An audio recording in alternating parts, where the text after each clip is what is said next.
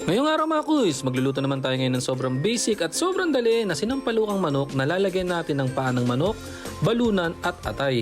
Para naman mga kuys mas espesyal, lalo tamang-tama ngayon talagang papasok na ang tag-ulan. Pagka ganitong mga ulam mga kuys, ang sarap humigop ng sabaw kasi sobrang lamig, tas tag-ulan, parang ayaw mo na talagang lumabas. Ang gusto mo lang, higop sabaw, sabay maraming kanin mga kuys. Ito yung mga gagamitin natin sa pagluluto ng ating sinampalukan na manok. Kanya-kanya tayong version dito mga kuys, bahala na kayo. Basta ito yung gagamitin ko. Masarap nga sana to kung may bunga ng sampalok, wala tayong nakuha. So pwede na to, palag na to mga kuys. Inuna natin igisa yung pinakataba ng manok o balat ng manok. Pagmamantikain natin mga kuys para hindi na natin kailangan lagyan ng mantika. Yan ang mismong mantika ng manok ang gagamitin natin sa paggigisa. Sobrang basic lang na ito mga kuys, sa mantika pa lang talagang lasang manok na. Kasi ito maglalagay lang tayo dyan ng maraming luya at bawang. Hindi na tayo maglalagay ng sibuyas yan mga kuys. Yan lang yung gagamitin natin, bawang at luya lang.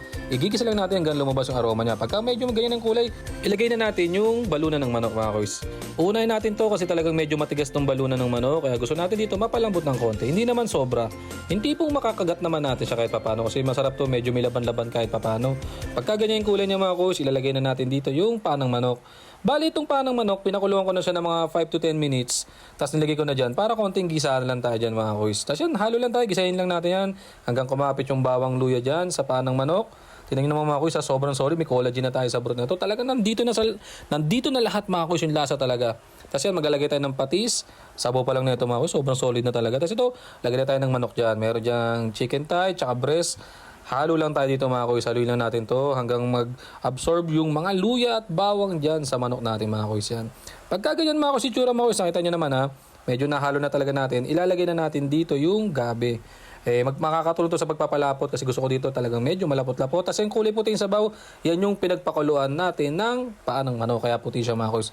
Tapos lagay tayo ng organic water dyan mga kuys, sasabawan natin yan. Hindi naman sobrang sabaw, yung katamtama lang para mas malasahan naman natin yung ating sinampalukan ng manok mga kuys. Pakukuluan lang natin to kuys ng maganda-ganda para naman solid naman, mapalambot natin. Check natin mga kuys, nakita yung ganda ng kulay mga kuys. Medyo may kaputihan talaga siya gawa nun sa paa ng manok kasi alam niyo naman collagen. Naglagay tayo dyan ng organic na chicken cubes mga kuys. Kasunod yan mga kuys, medyo may kalambutan, lagyan na natin okra. Hindi na natin hati-hati yan, buo na yan mga kuys. Tapos yan, sunod na rin natin sitaw. Sobrang basic mga kuys ng palukan. Masarap talaga ito mga kuys kung may talbos sana ng sampalok o kaya yung pinakabulaklak. Tsaka mas solid talaga, kung may bunga talaga, mas masarap talaga to. Kaya lang wala mga kuys Naglagay tayo ng hibisco asin dyan, dagdag alat. Tapos yan mga kuys, nakita nyo naman, hindi sobrang daming sabaw. Tapos ito, sa huli natin ilalagay atay kasi mabilis lang naman maluto yan, atay at puso yan mga kuys.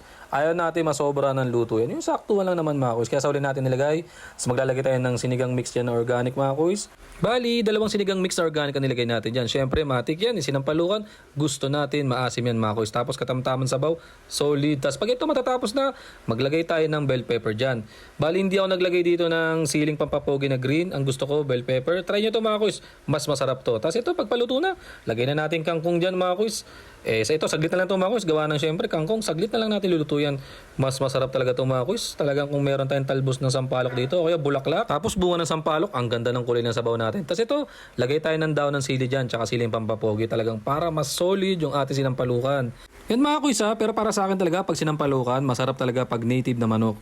Yung ginamit natin mga kuys, yung mga nabibili lang natin sa mga palengke o kaya sa mga grocery, yun yung ginamit natin. Pero kung may native na manok mga kuys, mas masarap talaga yun. Promise mga kuys. Kaya ito, nag-crave tayo sa sinampalukan, medyo maliliit pa yung mga manok natin. Huwag muna natin katain, palaki-lakihin pa natin ng konti. Tapos mga kuys, kung may mga version kayo na sinampalukan, pa-share naman sa comment section mga kuys para naman magkaroon din ako ng idea dun sa mga version o sa lugar nyo kung paano kayo mag-sinampalukan. Tapos ito mga kuys, nakaluto tayo ng sobrang basic at sobrang dali na sinampalukang manok. Tara mga kuys, kain. Salamat!